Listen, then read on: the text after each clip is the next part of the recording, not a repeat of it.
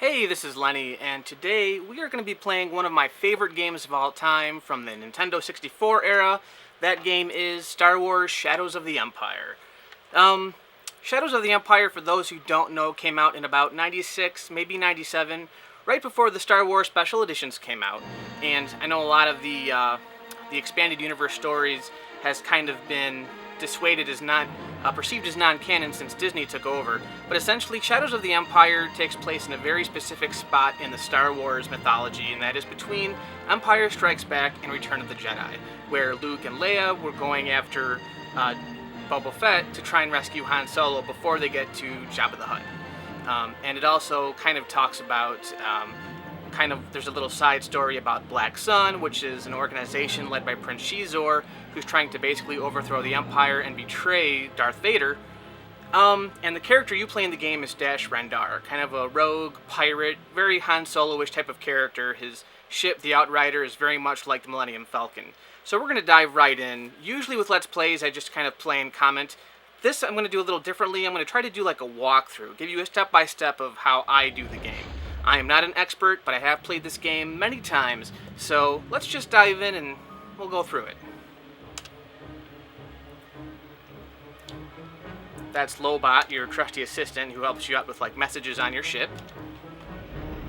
Clearance granted. We are lowering the energy field. You may land at Bay 3. And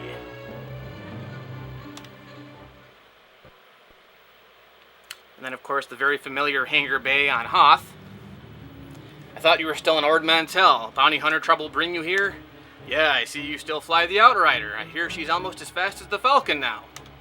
The last time we raced, I let you win, Han. You and that pile of bolts wouldn't stand a chance now. Right, you'll get your chance to show off, Ace. The Empire's headed this way. If I put in a good word for you, Luke may let you join Rogue Squadron. And for me, I've got to get off this ice cube and pay off Jabba. Maybe I'll take you up on that race someday.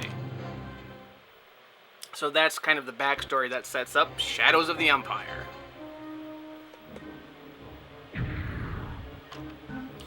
I've already got a game here. I've never beaten it on anything higher than medium, so we'll do medium. And we'll start with Battle of Horh. Very familiar, one of my favorite scenes. I think a lot of people's favorite scenes from Empire Strikes Back. Probably the best level in the game. That's how they choose to open the game up with. This is the most memorable stage. Very easy. You're just going around a snowspeeder, basically taking down AT-ATs and AT-STs. Or chicken walkers, as I call them. So again, this is the first stage of level 1, Battle of Hoth. And this first mission, you're just basically going around destroying probe droids. They don't take a lot of hits. Very easy.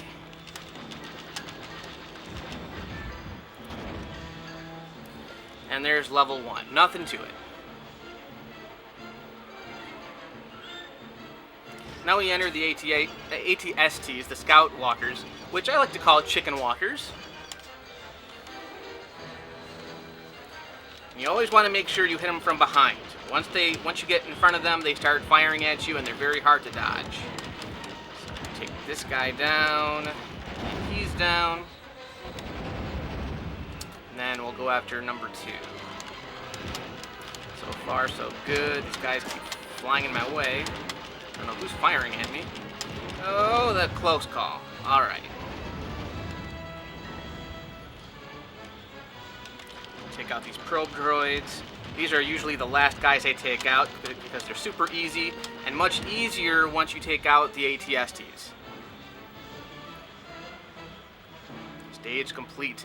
Level 3, they're going to bring in the AT-ATs, or as they say in the Kenner commercials, AT-ATs. I think AT-AT sounds more appropriate. The all-terrain assault troopers, if I'm not mistaken. I'm an avid Star Wars fan. I'm not like an obsessive fanboy. Kind of like a passive-aggressive fanboy. There we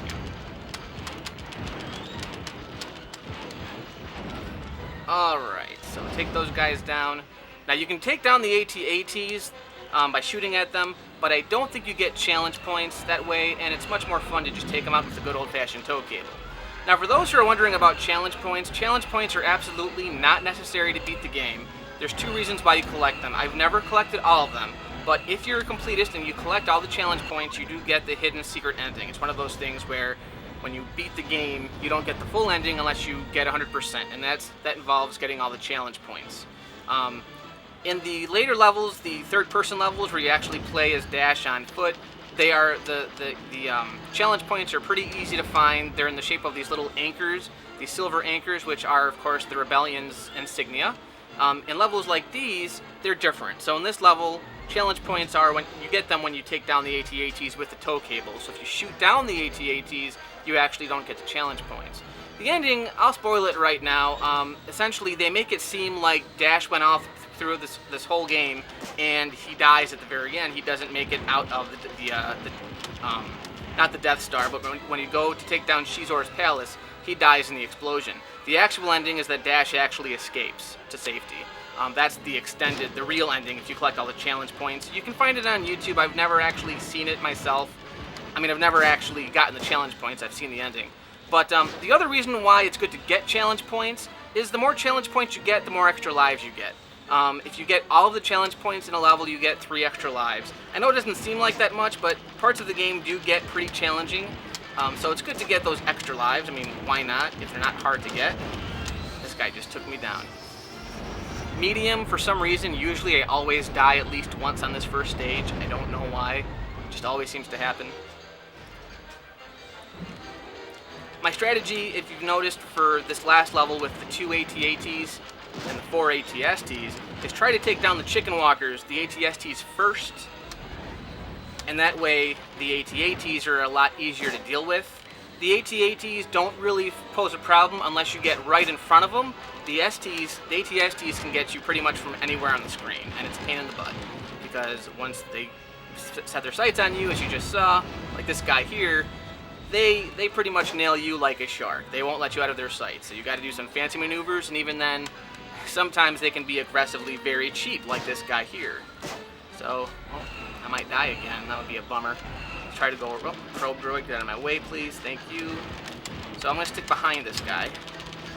Not going to risk getting too close.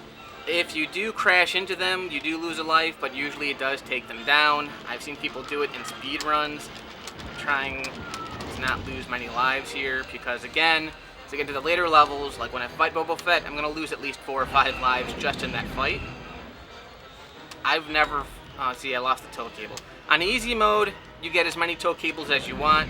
Medium, you only get, I think, 6 is your limit.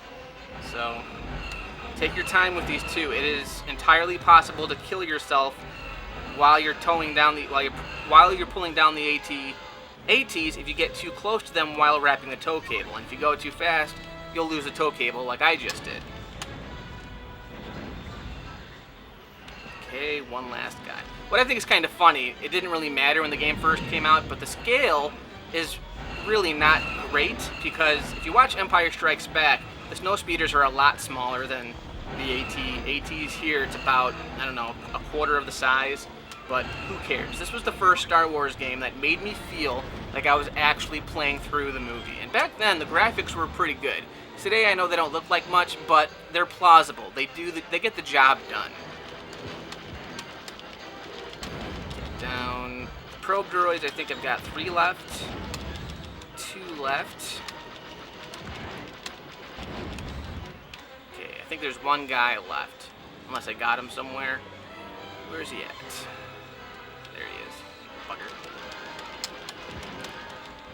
And there you go. That's the Battle of Hoth. The Imperial forces have destroyed the shield generator. So, of course, this will take you further into The Empire Strikes Back. And now Dash kind of goes on his own story. And that's it, the Battle of Hoth. So, not very hard. As you can see, I got all the challenge points, so I got 3 lives. We're going to update the data. Tune in next time, and we'll go on to mission number 2. Thank you.